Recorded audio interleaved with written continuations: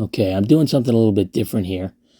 I just wanted to share some thoughts on Captain James T. Kirk, which I know seems kind of random, but I'm going to be doing at least one or two videos on Star Trek, the original series, in the near future, and I just wanted to give my perspective on what I think is the most misunderstood Star Trek character. He's my favorite Star Trek character, along with Spock, which might surprise some people because Next Generation is my favorite Star Trek show, but for whatever reason, Kirk and Spock have always been my favorite Star Trek characters, if that makes any sense at all. And I'm specifically talking about William Shatner's Kirk. He is the only Captain Kirk as far as I'm concerned. And I think the other portrayals of Kirk only further prove how misunderstood he is. And to me, he's like the ultimate space hero. It's kind of between him and like the Green Lantern Corps, right? And I got to give the edge to Kirk on that because he's taken down aliens that are way deadlier and more powerful than anybody with a power ring. But that's kind of what separates him from other captains. They're all heroic, but they mainly want to just explore. You know, they want to seek out new life and new civilizations. And obviously Kirk wants to do that too, but he also wants to save the fucking day, which I think is awesome. And I think the other captains they're heroic in that way too, but they're more reluctant. And I think it's also kind of a flaw for Kirk. He sees injustice and he has to get involved. He has to stick his nose in every time. And I just want to run down 5 or 6 things that in my mind are the biggest misconceptions about Captain Kirk. Number 1, of course, is that he's this oversexed womanizer. And I guess there's a degree of truth to that, but I think it's way overblown. And that's not a euphemism, by the way. I'm not saying Kirk is overblown. I think he's just regular blown, if you know what I'm saying. And I think that a lot of the women we see him with aren't actually partners. And if they are, he was or is currently engaged in what is supposed to be a meaningful relationship. I mean, this is a guy who is always falling in love, which is probably also pretty unhealthy. But he's not Riker. He really isn't. Riker was on a ship with the supposed love of his life, his Imzadi, right? For 7 years. And all he did was bang aliens, while she was, just sitting there eating chocolate or whatever the fuck she was doing. And I just don't see Kirk doing that at all. Kirk is weird. Kirk meets women. He develops genuine feelings for them. He ends up getting heartbroken. And, when it doesn't work out. And then he goes back to the true love of his life, the Starship Enterprise. I don't know. I just don't see Kirk as this guy who has this insatiable level of horniness. Most of that perception comes from parodies. He doesn't bang the green women left and right. The only time he was ever with a green woman, like in the same room with one, was when he encountered a lunatic that he was just basically trying to get away from. And there are 79 episodes of Star Trek, the original series. And by my count, there's only like 15 or 16 that have Kirk in a romantic situation. But maybe I'm crazy. Maybe I'm downplaying it. Let me know what you think. And number 2 is that he is, for lack of a better term, a Mary Sue or a Gary Stu or whatever goofy terminology you want to use. Some people think that he does everything by himself and he wins every fight. And there is some truth to that, at least in physical confrontations. We just have to accept that Kirk is basically the Batman of the Star Trek universe in terms of physical fighting prowess, because he pretty much dominates every fist fight he's ever been in, which is surprising because his skills look a little questionable, to say the least. But whatever. It's Kirk Fu. We just have to accept it. But outside of a brawl, Kirk is not any kind of a Mary Sue. He's a tactician, but he delegates, and his crew saves the day just as often as he does. I mean, how many times has Spock figured out something that saved the day, or McCoy cured a seemingly incurable disease. It's not just Kirk doing all of it by himself. Although, he does seem to always beat Spock at 3-level chess, which admittedly seems a little nuts.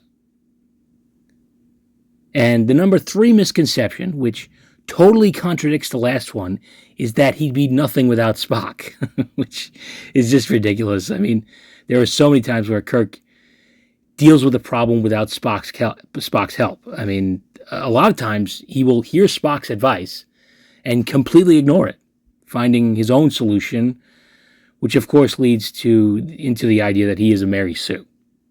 But I think most people will admit, at least, that both of these things can't be true at the same time. He can't be nothing without Spock and a Mary Sue. And the number 4 misconception is that he cheats, fights dirty, and breaks all the rules. The only time he was really known to cheat outright is when he reprogrammed the Kobayashi Maru test so that he could win. Because he doesn't, or didn't at that time, believe in no-win scenarios. And most of us would do the same thing. I wish I had the ability to reprogram and rewrite the ending of Mass Effect 3 so that we could at least have the chance to achieve a more satisfying ending. So I find it pretty relatable in a certain way. And he's not a dirty fighter. Kirk, the Kirk chop is legal, unless you're counting the time when he kicked that big alien dude in the balls by accident because he thought he was kicking his knee. Kirk's not a dirty fighter. And he doesn't really break the rules. When people say that, they're mostly referring to the Prime Directive, right? Which in his day wasn't what it eventually became in Picard's day. It wasn't this rigid thing that doesn't allow you to even interact with pre-warp species, because Kirk is always interacting with pre-warp species. And he does this on orders from Starfleet. The Federation did a lot of that back in the day. It's not Kirk's fault. And when he does bend the Prime Directive a little, he does it for a good reason. The Prime Directive in the Next Generation era is one of the dumbest things in Star Trek, in my opinion.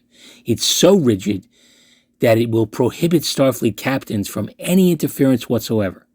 Meaning that if a species is supposed to die in some kind of cataclysm, or if a species is being enslaved by some kind of evil artificial intelligence, you're just supposed to sit there and fuck off, basically. Because it's just the natural order of things.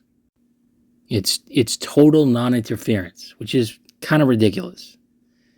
If you saw someone hurt and lying in the street, would you help them out? Or just leave them there because it's natural for them to die right now, And if Kirk has the ability to help, he'll help. He's not just going to let a species go extinct. And he's not going to let some whack job dictator ruin their lives. He's going to fuck them up. Captain Kirk style. And I think that's definitely a major difference between Kirk and Picard. Not to say Picard won't save the day, but he often takes a little bit more convincing than Kirk does. He thinks about it a little bit more. He questions it. He's a little bit more thoughtful when it comes to situations like that. And Janeway, forget it. The Prime Directive means nothing to her. She'll trade goods and technology with any pre-warp species she comes across. She does not give a fuck. And I mean that as a compliment. And I think the number 5 misconception is that he is aggressive and he kind of shoots first and asks questions later, and he doesn't try to resolve things peacefully. And almost all of that comes from his interactions with Klingons, where they're just kind of the bane of his existence in a lot of ways. And he usually ends up learning a lesson and changing. He learns that in Errand of Mercy, the first episode with the Klingons, and in Star Trek VI, his last encounter with the Klingons. But outside of that, he's not really looking for a fight. He protects the Enterprise, but he's not trying to kill anyone or start a war. He's very much like the other captains in that regard. And the number 6 is maybe less of a misconception and more of just an opinion. I guess all of this is an opinion, but this more than any other. A lot of people just don't like Kirk because they don't like William Shatner, Whether it's his acting or his ego, they just can't stand Kirk because of it.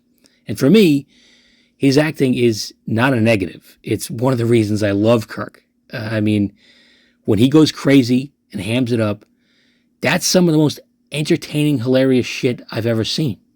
How do you not love it?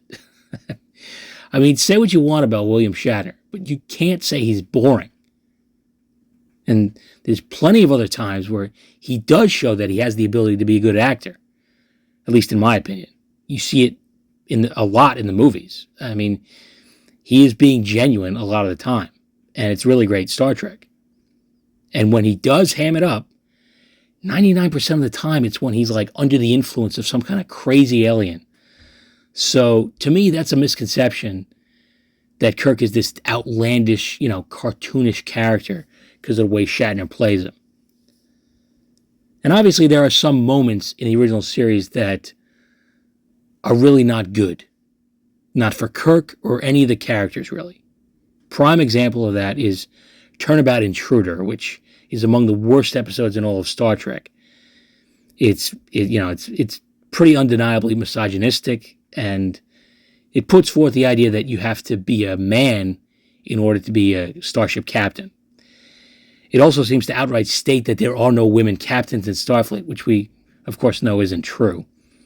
And for an episode like that contradicts certain things about a character, I just sort of kind of jettison the entire episode. I don't consider them to be canon, I know that's an overused term, but I basically just say, well, this didn't happen to these characters. This is just a bad dream.